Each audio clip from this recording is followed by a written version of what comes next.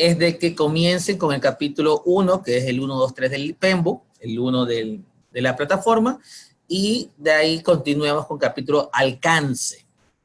Alcance, integración, tiempo, costo. El capítulo último que deben leer es el capítulo de integración, y de ahí todos los que son los anexos, ¿sí? Es importante eso porque, por ejemplo, código de ética sí va, son preguntas que van y son preguntas que debemos lograr obtenerlas. Entonces, a los 2 primeros meses debemos tener la primera vuelta del estudio completo. De ahí que nos queda alrededor de 2 meses y medio en poder reforzar las cosas que nos quedan pendientes. Para saber qué tanto bien vamos o qué nos falta, lo importante es el simulador. Por lo tanto, vamos a solicitar como especie de deber, este año un poco más fuerte que el anterior, vamos a solicitar en ciertas fechas que nos entreguen un grupo de preguntas en el simulador. En otras palabras, como es un test que vamos a irlo haciendo. Si ustedes se retrasan en el estudio, obviamente en el test no van a salir bien, por lo tanto es importante ese proceso. Acercándose al 5º mes, el proceso ya es hacer simulación de 200 preguntas, ¿sí? El ejercicio de 200 preguntas nos permitirá hacer 2 cosas. Primero, simular un examen muy parecido al examen del PMI, que son de 200, y segundo, practicar la velocidad. El PMI se pasa con 75% de preguntas acertadas, y cada pregunta vale lo mismo. O sea, puedes hacer la pregunta más compleja o la más sencilla, y para el PMI vale lo mismo un punto. Entonces es importante culminar las 200 preguntas de contestar. Por lo tanto, al último mes lo que hacemos es practicar en velocidad. Todos van para PMP, por lo tanto tengo que indicarlo, el examen de PMP no es un examen teórico, no es que tengo que aprenderme de memoria los productos, las entradas, salidas, sino que son exámenes situacionales. Este concepto de examen situacional complica un poco más, porque si es teoría, memorizando ayuda, pero al ser situacional nos lleva a 2 cosas. Primero, analizar la situación o el caso que te presentan, y segundo, necesito saber la teoría para tomar la mejor decisión en base a las buenas prácticas. En el examen no es qué es lo que yo creería, sino qué es lo que, de acuerdo al PMI, se debería hacer. Por lo tanto, eso nos llevará a tener que hacer ejercicios situacionales, y ese es el tema del examen. ¿Preguntas hasta ahí? Ok, entonces el plan va a ser de esa manera. Les estaré enviando deberes con respecto a exámenes puntuales, y esos deberes se van a ir registrando en nuestra hoja de seguimiento, más allá del porcentaje de avance que llevan. Si no han alcanzado el nivel de estudio, igual tiene que hacerse el examen. Las fechas de examen ya son fijas, ¿sí? Si no estudié, simplemente voy a sacar menos. ¿Ok? Eso por un lado. Voy a compartir pantalla. Por otro lado, lo que voy a presentarle es básicamente, ustedes ya tienen esto, es la herramienta. Simplemente entré a una para poder ver lo que ustedes ya tienen. La mayoría lo conoce, así que solamente vamos a recordar. Por un lado tenemos el simulador, que tiene un acceso independiente, y por otro lado, cuando ingresan, tienen todos los módulos correspondientes al estudio. Básicamente este orden de estudio hay que hacerlo, y al final vamos a ver lo que son los pasos a realizar, examen y demás información que es importante para el examen. Cada módulo tiene su información. Vamos a entrar a alcance. Al momento que ustedes entren al módulo respectivo, van a tener la información, introducción del curso, van a tener la información de cada grupo de proceso y cada proceso, y lo va a ser explicado por un video, y van a tener la información para bajársela y test. Es importante correr toda esta información. Si quieren, bájense la información que está en PDF, no hay ningún problema, la pueden leer, la pueden repetir. Como esto está en internet, lo pueden ver mientras están viajando. Hay algunas posibilidades con respecto a esto. Si ven estos cajetines que están en la parte izquierda, estos cajetines, por favor, todos, que algunos no me lo hacían anteriormente, tienen que poner un visto. ¿Cuándo? Cuando ya hayan revisado ese material. Porque la forma como la plataforma me dice cómo van es con estos vistos. Si ustedes lo hacen, lo pasan, lo estudian, pero no ponen el visto, a mí me va a aparecer una información como que ustedes esa parte no la han revisado. y su porcentaje de avance va a salir bajo. Entonces, ustedes van a tener toda la información capítulo por capítulo. Eso con respecto a la información que ustedes tienen, y al final hay una evaluación de conocimiento por cada área. Como hicimos anteriormente, si tienen el PMBOK, si son miembros del PMI, se lo pueden bajar gratis de manera online, de manera digital. La recomendación es hacer el capítulo en la plataforma, leer el PMBOK y hacer la evaluación del respectivo capítulo. Una vez que tenga eso, paso al siguiente, ¿sí? Hay personas que les gusta escribir, hay personas que les gusta, no sé, hacer cuadros sinópticos, cualquier mecanismo que les ayude a ustedes a memorizar mejor, úsenlo. Igual les van a compartir una carpeta con material adicional para que lo tengan a la mano. La otra parte que tienen es el simulador, que como ven es independiente a la parte del material, y en el simulador entrarán para poder hacer simulación de exámenes. Esta simulación de examen la pueden hacer en cualquier momento, tienen modo estudio y modo examen. Yo les recomiendo coger modo estudio mientras van viendo capítulo por capítulo. Aquí hay 3.000 preguntas, así que es muy poco probable que se repitan. No digo que nunca se repita, pero es poco probable. Esto con lo que respecta al estudio y que deberían comenzar desde ya. Como vuelvo y repito, no hay... las sesiones de estudios no es una sesión de conocimiento, por tanto no es que yo tengo que ahí recién ver qué llevo de información o qué voy a aprender, sino que ustedes ya vienen adelantando. Mientras más rápido terminen la primera vuelta, más rápido podemos saber qué hay que reforzar. ¿Ok? La otra material que ustedes tienen, para los que sí lo tienen a la mano, es el PMBOK sexta edición. Ustedes pueden ir estudiando y básicamente los capítulos que están en el material son sacados de acá, desglosados en videos para poderlo explicar mejor, pero alguien que desea puede ir leyendo también al mismo tiempo lo que está leyendo allá, lo puede leer acá. Hay una cosa importante, para el examen yo les recomiendo que consigan el PMBOK en inglés también. Para los que son miembros del PMI, lo pueden bajar gratuitamente nuevamente, pueden bajar en varios idiomas sin ningún problema. ¿Por qué? Porque el examen, si bien va a ser en español, tiene ayuda en español, muchas siglas se mantienen en el idioma inglés. Entonces, por ejemplo, la estructura de ese trabajo, que en español es GDT, allá sigue siendo WBS.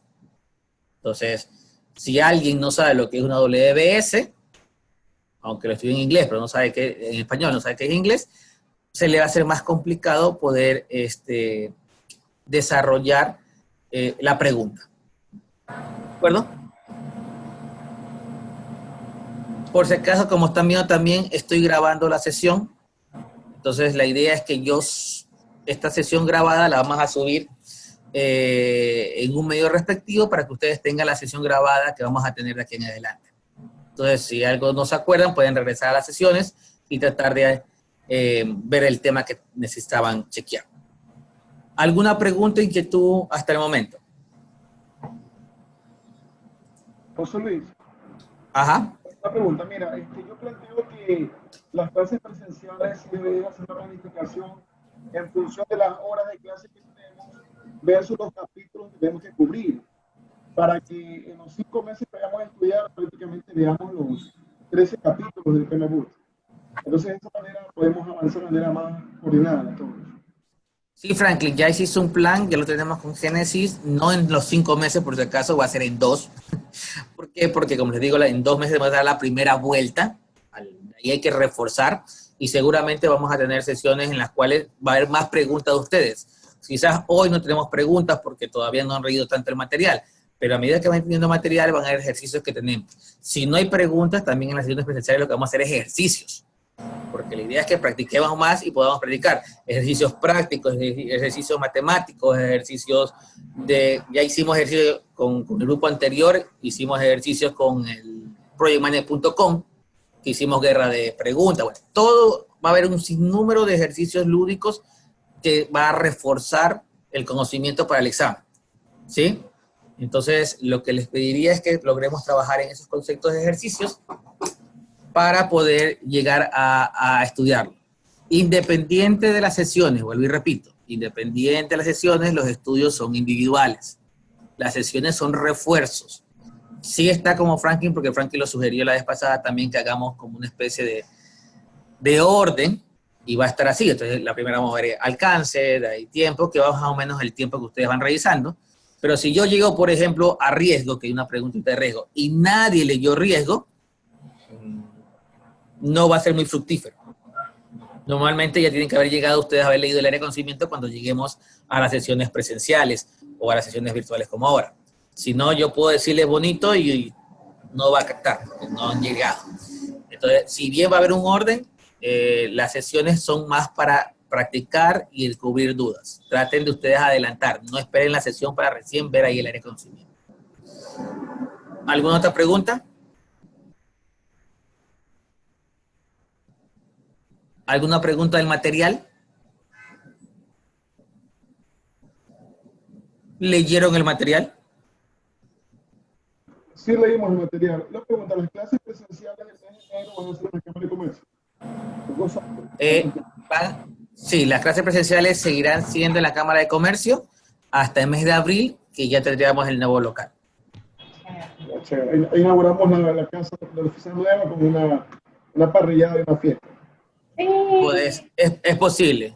Aunque la idea de inaugurarles con su certificado así en la mano, así que me presenten. Me gustaría más, ¿eh? Pero bueno, vamos a ver qué hacemos. Listo. Si no hay dudas por su lado, voy a contestar una pregunta de Elba, porque Elba tiene preguntas y me voy a saltar, porque la intención es ver material. Así que Elba tiene 2 preguntas con respecto a RIS. En el caso de Elba, y ahora voy a hablar un poquito para Elba, porque Elba tiene examen en marzo. Un tema importante, como le decía, ya acercándose a la fecha del examen, lo importante es practicar, practicar, practicar, practicar. Si no tengo un simulador, si no tengo una herramienta como esta, cualquiera que sea, es importante seguir revisando, seguir leyendo y seguir sacando. Mi recomendación siempre es que lleguen al examen con práctica. Por lo tanto, si por último el examen no lo doy en junio, lo doy después o terminó el mismo módulo, siempre tengan por lo menos un simulador el más económico posible para que sigan practicando hasta el mismo día del examen, ¿sí? Para que hagan eso. Entonces, él va a estar trabajando en tema de riesgo y él va a hacer 2 preguntas. La una es que en Risk Analysis, análisis de sensibilidad, que es tornado, y diagrama de influencia. Entonces, para entrar un poco en la teoría y hacer un aterrizamiento, el riesgo es una de las áreas de conocimiento del PMI, del PMBOK. Por si acaso, una pregunta. ¿Hay un orden de las áreas de conocimiento? Primero es alcance, después tiempo, después costo, después adquisiciones. No, no hay un orden. Mario tiene razón. No existe un orden. Yo puedo comenzar, bien, Elba, yo puedo comenzar incluso mi mismo proyecto haciendo análisis de riesgo. ¿Sí? Entonces, desde el punto de vista de procedimientos, yo no tengo un orden. Y es más, entre las mismas entradas y salidas, por ejemplo, en tiempo, yo tengo una entrada que es hoy en la 6ª edición, lo que es la estimación de recursos, que se hace en recursos. Entonces, si yo quisiera hacer un cronograma, yo no puedo hacer el cronograma si es que antes no defino el recurso, que está en otra área de conocimiento. Por lo tanto, no existe un concepto concatenado, que primero hago alcance, después hago tiempo, después hago costo, después hago riesgo. No existe. ¿Sí? Estudiamos de una manera ordenada, pero van a ver que también entre ellos se interconectan. Entonces, para el examen, y por si acaso hay esa pregunta, no existe un orden. ¿Sí? El PMBOK te dice metodología.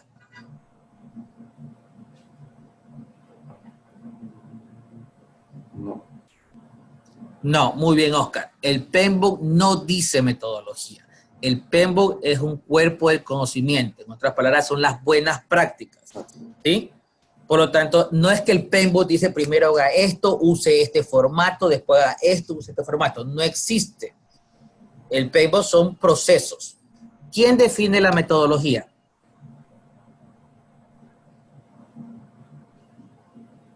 Muy bien, Elba. Entran tres a juegos, por si acaso, para el examen. Uno es el PM, como dice Elba. ¿Por qué? Porque es quien va a dirigir el proyecto. Por lo tanto, yo voy a definir qué va. Otro es el mismo equipo, sobre todo considerando hoy el tema ágil. Acordémonos que ya la sexta edición entra concepto ágil, donde tenemos equipos autónomos y demás. Y tercero, no tanto el sponsor, o ampliando un poco, Frank, el sponsor, es la organización en sí. O sea, el tema cultural de la organización. Está bien, sponsor, pero amplíalo a la organización. ¿Eso qué significa el tema cultural? Que son los activos del proceso de la organización, que es una entrada. Son básicamente los procedimientos, normas que la empresa tiene. Por ejemplo, puede ser una empresa que diga, me pasaba en Siemens, no arranca un proyecto si es que el vendedor no hace una reunión de traspaso. Y era una reunión que tenía una presentación de traspaso. Eso no te dice el PMBOK, ¿verdad? Pero sí te dice que una buena práctica es que haya una acta de constitución y que haya el traspaso de la información. Bueno, es una buena práctica. Entonces, Siemens dijo, yo metodológicamente voy a usar este formato que es la presentación, se le va a llamar Kick-Off Meeting y lo va a hacer el vendedor. Entonces, la metodología la define el PM, la organización, el equipo, basado en las buenas prácticas. Pero el PMBOK no es metodología, cuidado, ¿sí? No existe este concepto de la metodología del PMI, porque el PMI no tiene ninguna información metodológica. Todo lo que son formatos, todo lo que son procesos y demás, no lo da el PMI, revísenlo, y eso quien lo da son gente que ha cogido las buenas prácticas y ha dicho, este es un formato que he desarrollado y se los presto, o los publico. O sea, todos los formatos, todas las metodologías son diseñadas por PMs. El PMBOK y el PMI lo que dan son buenas prácticas y normativas internacionales. Cuidado con el examen, ¿ok? Entonces, Elba, lo que vamos a ver, Elba, es riesgo. ¿Y por qué les decía esto? Porque, bueno, indicaba, no hay un orden. No es decir, comenzamos hoy una pregunta de riesgo, ya me descuadré. No, no existe eso, ¿sí? Y entrando entonces al tema de riesgo, y esto, ¿por qué es importante riesgo? Y me voy aquí, que riesgo es el capítulo, ¿qué número es riesgo, Elba?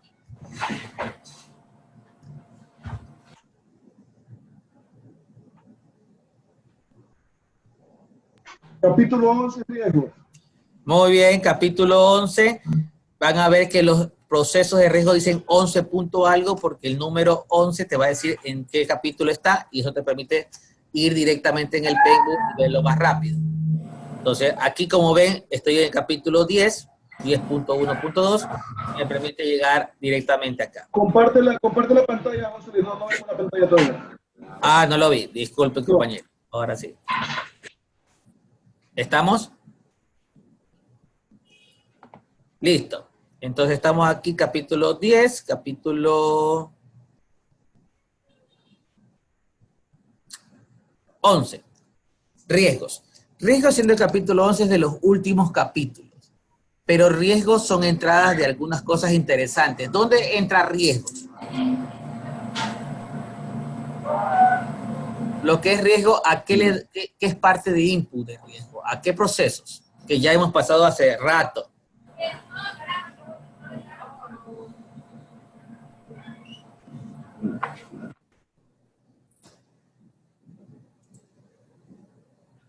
Planificación y ejecución. Planificación es grupo de procesos, y tienes razón, pero como área de conocimiento, acordemos que tenemos 3 cosas: 5 grupos de procesos, que es inicio, planificación, ejecución, monitoreo, control y cierre. Tenemos 10 áreas de conocimiento. La área de conocimiento gestión es la número 11, es casi la última. Pero solo aquí veo riesgo, o aquí solo entra riesgo. ¿Dónde más entra riesgo? Tenemos riesgos en la parte financiera, la parte de costos. Sí, y en la parte de tiempo. En otras palabras, si bien yo tengo riesgo al final, y si tú quieres decir un orden, quiero hacer al final muy bien, Elba, en casi todas, riesgos puede hacer que mi cronograma quizá anteriormente se cambie, que mis costos que anteriormente se cambie, que mi alcance también se cambie. Entonces, todo, o que calidad se cambie. Entonces, todo riesgo está el último. No hay un orden, quiero decirle con esto. Puede ser que riesgo sea una de las últimas en estudiar, pero es muy iterativo durante el desarrollo del mismo. Y eso tiene que tener en cuenta durante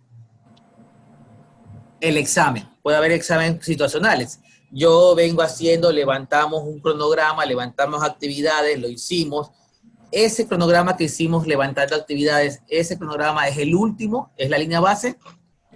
No, hasta que no haya hecho las otras áreas de conocimiento, esa no es la línea base. Porque puede existir que más adelante tenga que cambiar. Entonces, dentro de riesgo tenemos planificar riesgo, identificar riesgo, realizar análisis cualitativo, realizar análisis cuantitativo, planificación de respuestas al riesgo, y me falta una que sería control de riesgo. Ahora, hay un tema importante en riesgos. Y si esto me permite, voy a bajar esto. Hay un tema importante de riesgo. ¿En qué momento se hace riesgo en el proyecto?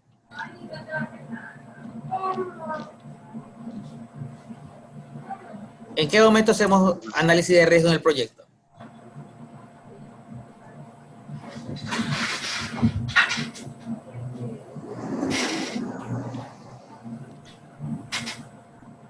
Por si acaso ya todos iban a dar el examen, ¿ah?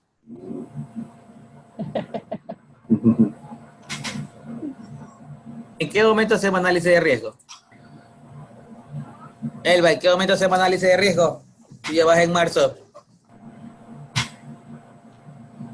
Cuando identificas. Sí, pero durante el ciclo de vida del proyecto, ¿en qué momento lo hacemos?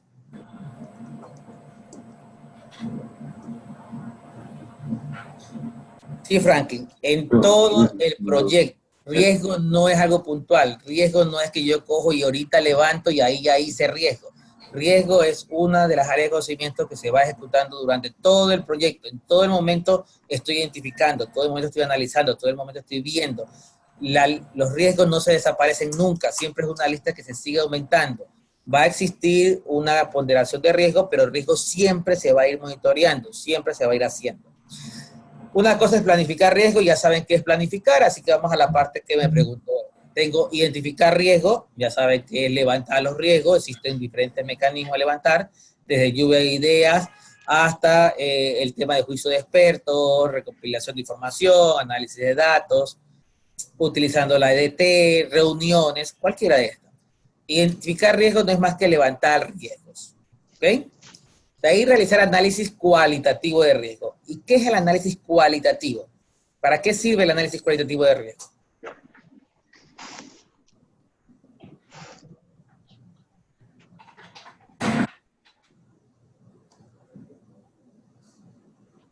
Son características que nos decían cualitativas.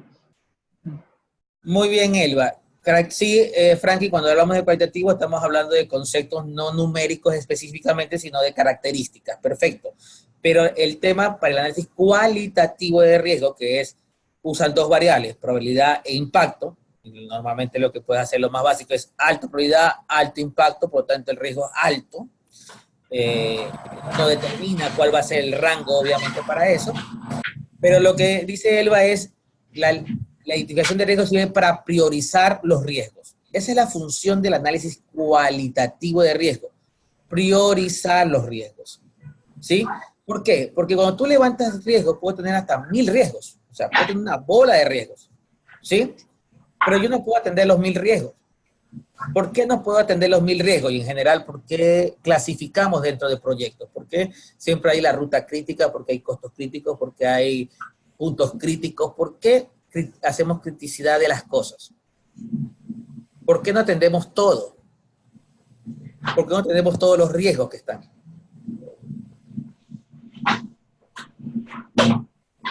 Le damos la prioridad a que impacte más a nuestro proyecto. Ya, pero el más pequeño igual lo impacta, Oscar, pero ¿por qué no lo atiendes el más pequeño? ¿Por qué? Yo sé que el que impacta más obviamente va a golpear más, por lo tanto va a decir, le voy a poner más atención, pero el más pequeñito, así lo impacten 2 centavos, ¿por qué priorizamos? Si al final voy a atender a todos, ¿por qué quiero decir este más importante, este menos? O este más crítico y este menos. Hay una característica de los proyectos que te lleva a este concepto de priorización. ¿Los proyectos tienen recursos ilimitados?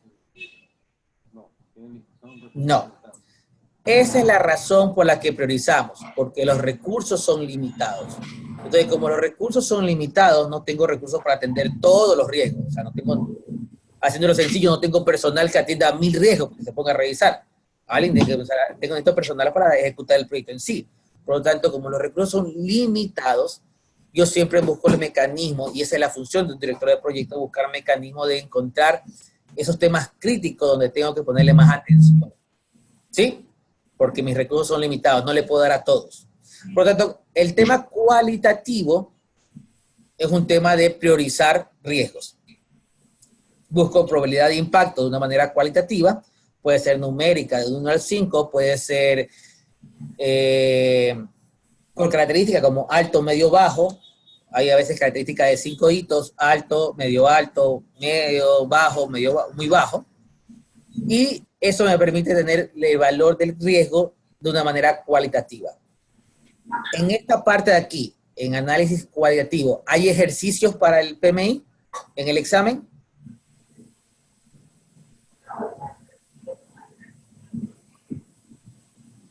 ¿Hay ejercicios?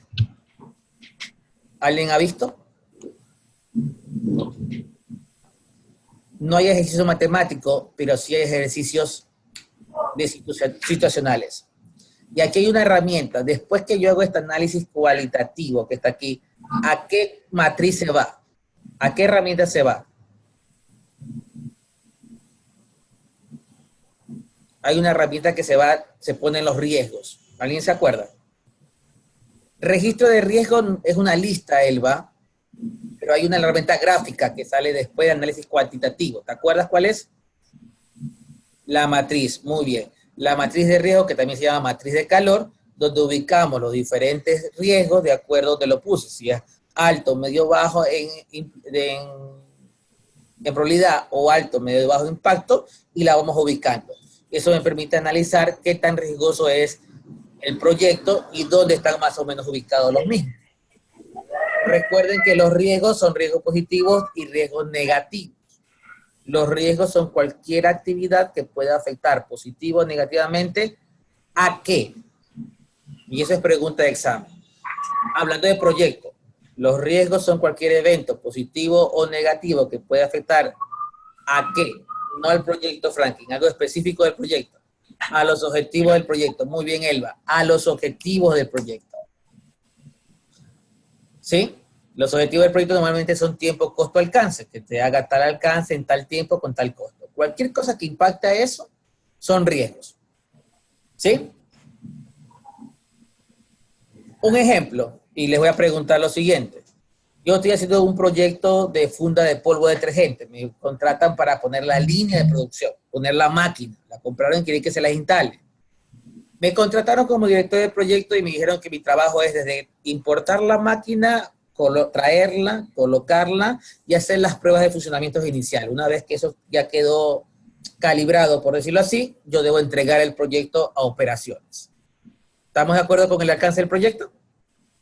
Por lo tanto, el objetivo del proyecto sería colocar la línea de producción de nueva polvo detergente por un monto de $1 millón en un tiempo de 6 meses. ¿Ok? ¿Estamos de acuerdo con el objetivo? Hay un riesgo que la mercadería, las funditas de polvo detergente, no lleguen a Durán por paro, porque puede haber un paro de transporte. El riesgo es que la mercadería, las funditas de polvo detergente que se fabricaron, no llegue a tiempo a Durán a causa de haber un paro de transportista. Ese riesgo es un riesgo del proyecto, lo tiene que ver el director del proyecto, lo tiene que analizar. No, porque no afecta ninguno de los objetivos. Muy bien, Oscar. Si bien es un riesgo, no es un riesgo del proyecto. Por lo tanto, el director del proyecto no debe atender a ese riesgo porque no afecta a los objetivos del proyecto. Mucho ojo con eso en el examen. ¿Sí? Le pueden preguntar, ¿qué haría usted si pasa esto? Y uno va a decir, no, mira, hacemos un análisis cualitativo, reunimos a la gente, hacemos un tema, hacemos plan de respuesta, hacemos plan de contingencia, sacamos el dinero. Pero si el objetivo no era del proyecto, o esa actividad no afectaba al objetivo del proyecto, la respuesta es, no hago nada. ¿Sí? Con el mejor de los casos, se los paso al área de producción. ¿Ok? Entonces ya vimos el tema cualitativo. Vamos al tema cuantitativo, que esta es la parte que poco lo analizamos en Ecuador y que justo las dos preguntas de Elba van enfocadas a esa. El análisis cuantitativo es un análisis ya matemático. En este análisis ya no es simplemente un alto, medio, bajo en probabilidad de impacto, sino un cálculo matemático de la probabilidad específica que yo pueda tener con respecto a ese riesgo y el impacto en dólares específico que pueda tener. Aquí hay tres herramientas o dos herramientas que manejamos y aquí sí hay ejercicio en el examen. Una herramienta es el VME. ¿Qué es el VME?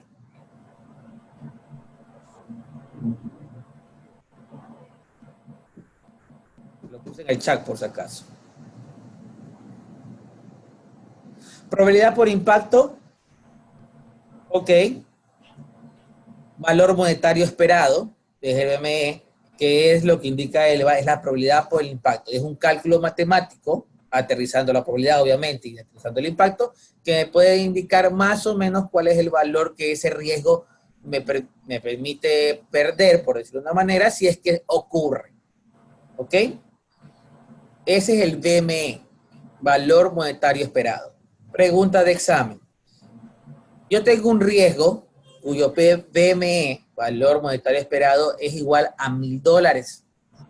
¿Sí? El VME de ese riesgo es igual a $1,000. Voy a hacerle un plan de respuesta. ¿Para qué sirve un plan de respuesta?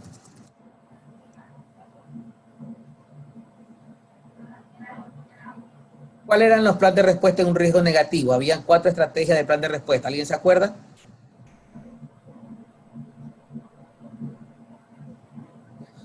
Mitigar, transferir, evitar y aceptar. Elba me la pone difícil porque me la pone en inglés. Muy bien, Elba. Por si acaso, alguien que haya visto la 5ª edición, son 4 planes de respuesta. Pero alguien que leyó la 6ª edición, ¿cuántos son? Te falta aceptar.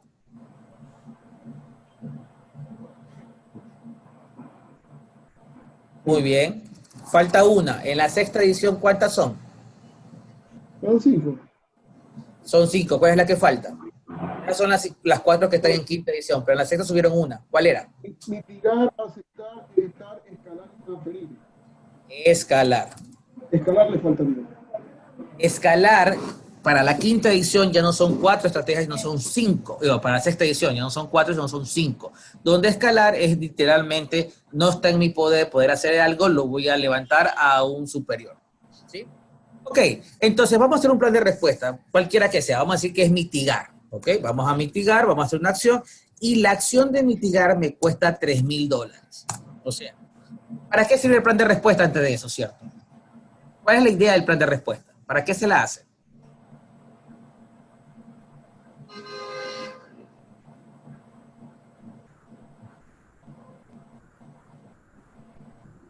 El plan de respuesta se usaba para evitar que un riesgo ocurra o pues, si es algo negativo, si el riesgo es negativo. Y si el riesgo era positivo, tú tienes que maximizar. Por ejemplo, tú explicabas una vez que si bajaba el coste de materia prima, entonces yo aprovecho una nueva materia prima porque puedo estudiar para una nueva producción, por ejemplo. Muy bien. El plan de respuesta, Carol, sirve para evitar que el riesgo ocurra. ¿Sí? Ya sea mitigando, evitando, transfiriendo, aceptando o escalando. Yo evito que el riesgo ocurra. Ahora, en mi ejercicio que le planteé, lo que dice es que el valor monetario esperado de ese riesgo es $1,000 y el valor por mitigar es 3,000. O sea, yo voy a hacer una acción que me cuesta 3,000 para ese riesgo que tiene un BME de 1,000. ¿Debo hacer esa acción de mitigar? ¿La debo ejecutar? No, porque sale más caro. Muy bien, Oscar. El valor monetario esperado con respecto al plan de respuesta me permite identificar que mis planes de respuesta sean eficientes. Si yo perder, si ese riesgo, no le hago nada y ocurre, solo pierdo $1,000. Pero el plan de respuesta que estoy poniendo me cuesta $3,000. Para eso sirve el BME, hablando desde el punto de vista del plan de respuesta. La otra función del BME es que me permite determinar cuál va a ser mi reserva de contingencia. ¿Sí? Sí. Una pregunta, en este caso estamos hablando en dinero. También puede ser de que mi BME puede ser, por ejemplo, en tiempo. Sí, señor, también puede ser en tiempo. Igual, probabilidad por impacto, donde el impacto, en vez de ponerlo en dólar, lo pones en tiempo. Normalmente mucha gente saca el BME en dólares y en tiempo. Aunque, para ser sincero, a la mayoría de la gerencia, lo que más le impacta es ver el BME en dólares. ¿Sí? Pero lo puedes sacar también en tiempo. Entonces, para eso sirve el BME. En este caso, yo no haría. Ahora, si mi acción de mitigar o cualquier acción que yo haga tiene un costo de $300, ¿lo harían? Sí, claro, correcto. El valor que yo voy a gastar por mitigar eso y reducir su probabilidad de impacto va a ser menor que si el riesgo ocurre. Para eso sirve, ¿ok? Esa es una de las principales herramientas dentro del análisis cualitativo, el tema de valor monetario esperado. Hay otra herramienta, que es lo que justo preguntó Elba. Y la siguiente herramienta se llama simuladores, donde una de las principales herramientas es el simulador de Monte Carlo. ¿Qué es lo que hace este simulador? Y desde el punto de vista ya práctico, para más aterrizarlo, básicamente lo que hace es cogemos el cronograma, vemos la ruta crítica del cronograma y comenzamos a colocar riesgos en esa ruta crítica con probabilidad y impacto y comenzamos a sacar una serie de información, una serie de gráficas que me va a indicar cuál es la probabilidad, de acuerdo a cierto escenario, de que el proyecto termine en cierta fecha. ¿Sí? Y de ahí salen dos gráficas principales, la gráfica de tornado y la gráfica de histograma. Y así que me voy a ir con la parte que está acá, que es la gráfica de tornado, que justo fue lo que me preguntó Elba.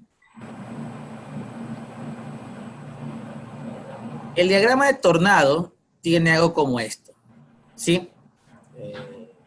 No sé si me deja ver esto bien. Voy a ver si lo puedo ampliar.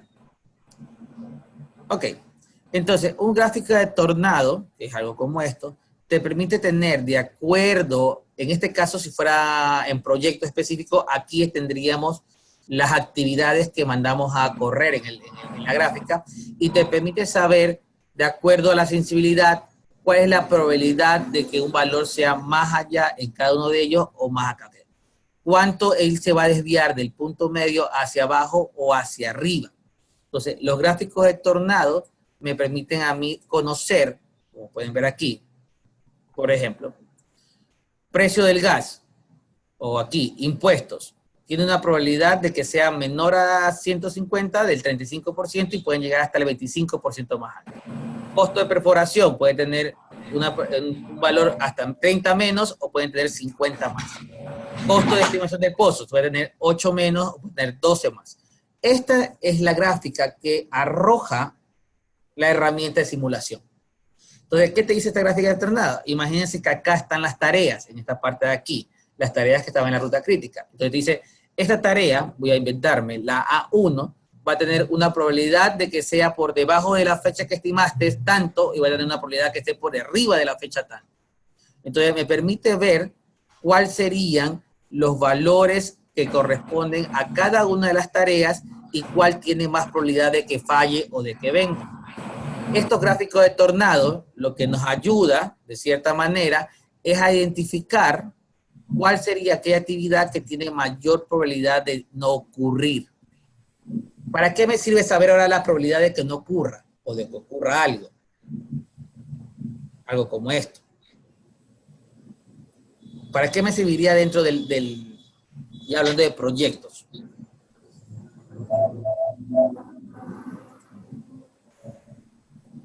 Si no te ocurre, no lo consideras como un riesgo.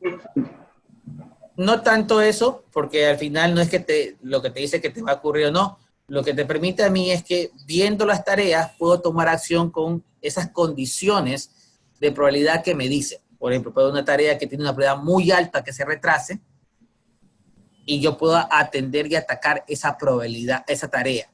¿Sí? Lo que me permite a mí ser un poco más específico dentro de mi proceso de análisis de riesgos. Para eso sirve el gráfico de tornado. En un examen, normalmente, no sé, Franklin, el que tuviste tú, pero normalmente en un examen de PMP no hay gráfico de tornado. No sé si te salió una pregunta de tornado a ti.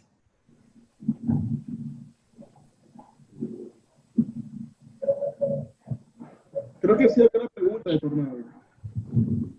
Normalmente no hay gráfico de tornado, no lo he visto yo. ¿En el examen te salió? Sí, una pregunta sobre tornado. ¿Y qué pusiste? Ni me acuerdo. Esa se la eliminaron. Eso no es una pregunta, ¿verdad? Dios mío. Ok, entonces, como ven acá, este es otro ejemplo de gráfica de tornado. Lo que te da es la media que tú estimaste y te dice por cada factor hacia la derecha cuánto podría disminuirse y hacia la izquierda cuánto podría disminuirse. Por ejemplo, si fuera ese gráfico que está ahí, ¿qué tarea atenderías? Pensando que cada factor es una tarea. ¿A cuál atenderían primero?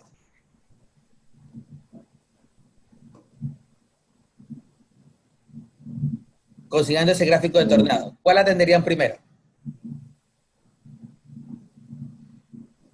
Factor 1, correcto. Es el que tiene, el factor 1 tiene mayor desviación con respecto a su media. ¿Sí? Entonces, yo puedo tener, eso me permite a mí identificar cuál va a ser el primero que debo atacar. Incluso, yo puedo determinar cuánto va a ser la posible desviación con respecto a la información que me dé. Para eso sirve el gráfico de tornado. ¿Ok? La otra pregunta que me hizo fue el diagrama de influencia. El diagrama de influencia es básicamente, es la base del diagrama de árbol de decisión. ¿Alguien se acuerda del árbol de decisión? Entonces, el diagrama de influencia no es un diagrama de causa-efecto, a diferencia del Ichikawa, sino que el diagrama de influencia tiene desde una salida o de un nodo, comienza a verificar cuáles son las posibles afectaciones con respecto a esa variable. Por ejemplo, si yo tengo entregas o de interacción del tester, ¿con quién tiene influencia hacia él? ¿Sí? Entonces, el diagrama de influencia en riesgo, ¿para qué me serviría?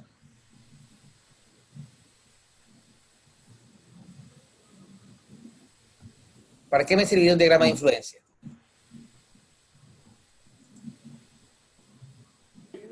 Para ver cuál interacción más. No tanto interacciones, para ver el riesgo a quién puede afectar, como indica Caro. Entonces yo puedo decir, por ejemplo, trade marketing me afecta a logística, finanzas, autoservicios tradicionales. Entonces, un riesgo con un diagrama de influencia me puede decir, no sé, el riesgo de que llueva puede afectar al personal, puede afectar a la entrega, puede afectar a los costos, puede afectar, y haces un diagrama de influencia con respecto al riesgo a quién puede afectar o a quién no. ¿Sí? Hay diagramas de influencia bastante largos y complejos, como algo como esto, como diagramas de influencia bastante cortos o claros, como algo como esto. A diferencia del Ichikawa, el Ichikawa arranca de un problema para encontrar sus causas raíces. El gráfico de influencia lo que permite es más bien ampliar desde un punto cuáles son las afectaciones y cómo interactúan entre ellos. ¿Sí? Esa es la idea del diagrama de influencia. No sé si hay alguna duda con esas dos herramientas. Elba, me preguntaste sobre las dos, no sé si te quedó claro o hay alguna duda más. Estas son herramientas propias de análisis cualitativo, que son básicamente el área de conocimiento de riesgo, la parte más a detalle. No sé si Elba todavía está o ya salió. Y una vez que nosotros hagamos análisis cualitativo, pasa al plan de respuesta, que ya vimos. En la versión 6 existe lo que es la implementación de la respuesta. Sí está, Elba. Implementar la respuesta de riesgo, que esto no había en la versión 5, por si acaso, y esta básicamente es el hecho de ese plan ejecutarlo. Por si acaso, una pregunta. El plan de la dirección el plan de respuesta, ¿dónde debe estar registrado?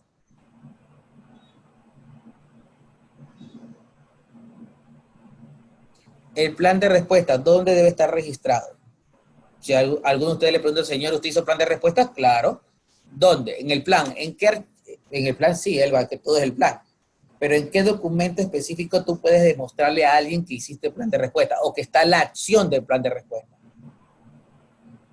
Análisis cuantitativo No, Caro. Plan de respuesta después de análisis cuantitativo. Si yo voy a un documento donde quiero ver el plan en sí, la acción del plan, ¿dónde lo veo?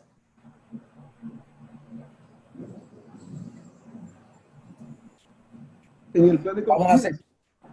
No, plan de contingencia, acuérdate que son acciones posterior que el riesgo ocurra. Este es el plan de respuesta. ¿Se lo va a hacer en el proyecto, sí o no?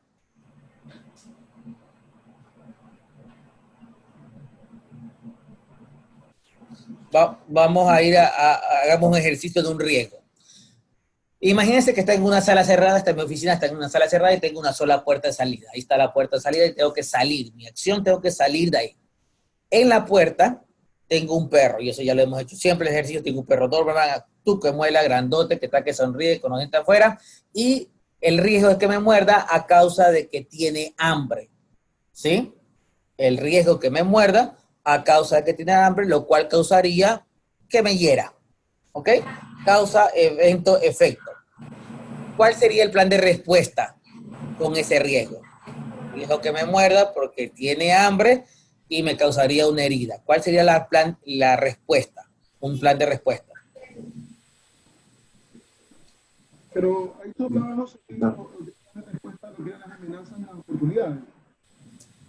No, es una amenaza porque va en contra de mi objetivo de que esté bien. Carol dice que darle otra comida, muy bien. Pongamos la acción de Carol que es darle de comer, ¿estamos de acuerdo? Sí. Con eso mitigamos el riesgo, ¿verdad? Porque si la causa es la que tiene hambre, si lo doy de comer, mitigamos el riesgo. Mitigamos la probabilidad que me muerda. Ok, esa acción de darle de comer, ¿a dónde lo pones? En el plan de respuestas. ¿Y dónde va escrito el plan de respuesta?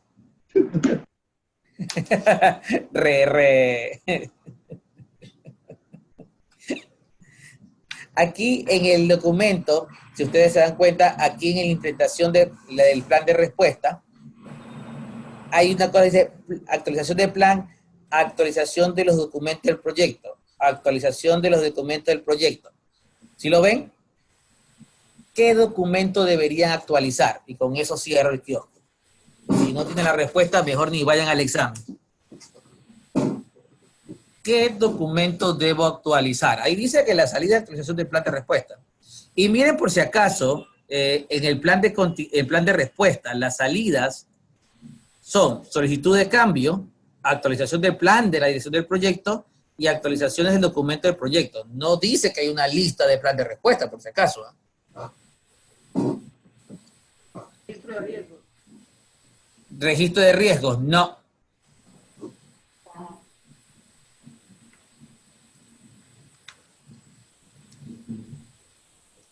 El plan de respuesta es una acción que se debe hacer. En el caso del perro, van a conseguir comida y se la van a dar.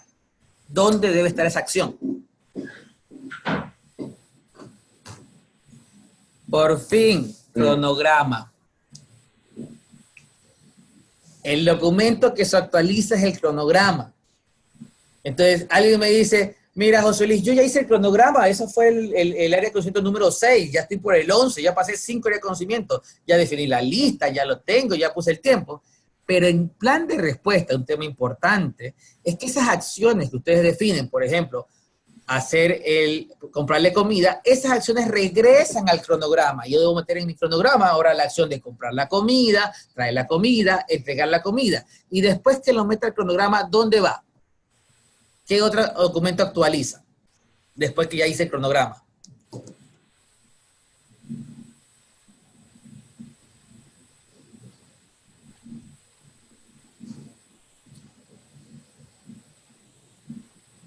Acuérdense de las 3 variables básicas de un proyecto. Alcance, que es la comida, el tiempo, que lo metí en el cronograma. ¿Cuál es la siguiente?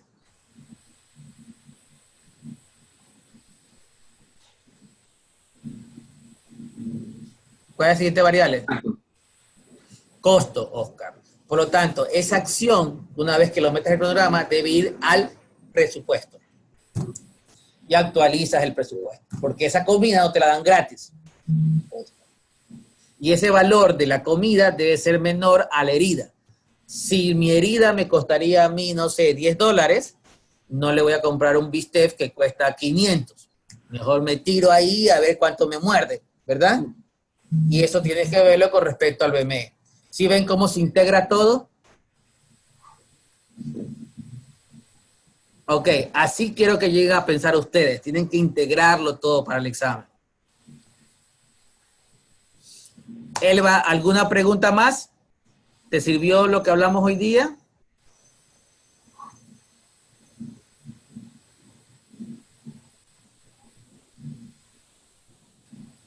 Hasta que ella me responda, ¿algún tema más? ¿Algo que pueda colaborar? ¿Alguna duda, inquietud, necesidades?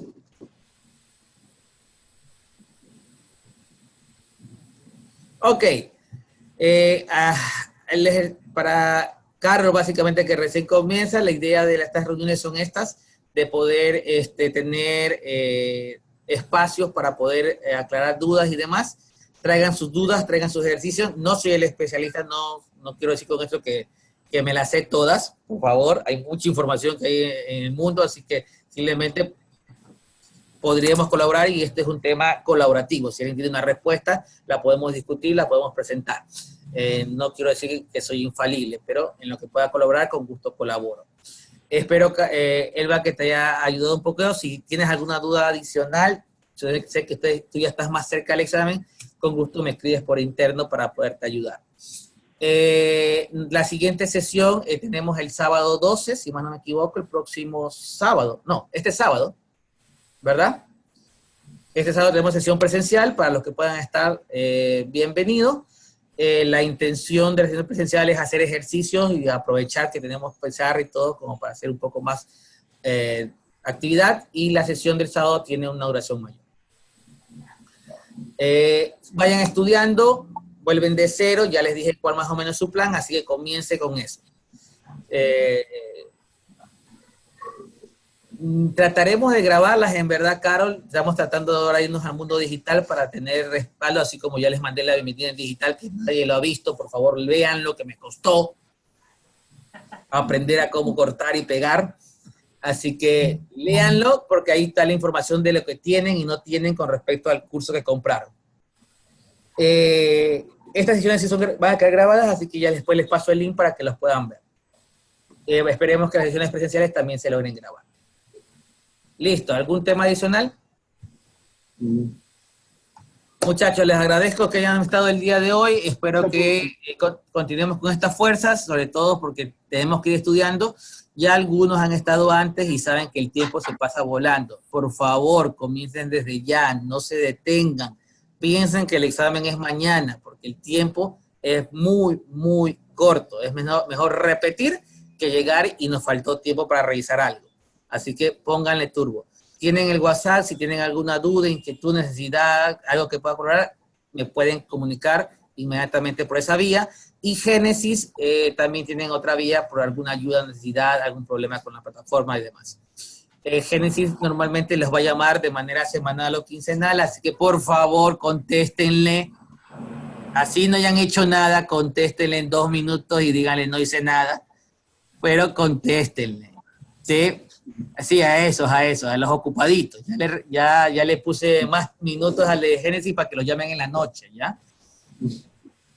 Por si acaso. Entonces no va a haber excusa de que sí, que estoy en reunión, nada, que todo el día en reunión con los gerentes de ustedes, así que los van a llamar en la noche, sí, esos mismos que se ríen, yo ya los conozco. Entonces regálenle 5 minutos a la niña para que pueda llegar el control. Ok, muchachos. Todos los números registrados de... Sí, me ha tocado usar teléfonos nuevos para que no los registren. Hacemos ya se acaba el programa. Listo, niños, muchas gracias por hoy. Los veo en la siguiente sesión. Denle con todo. Cuídense. Elba, que tengas buena noche. Buenas noches a todos. Chao, chicos. Gracias. Chao.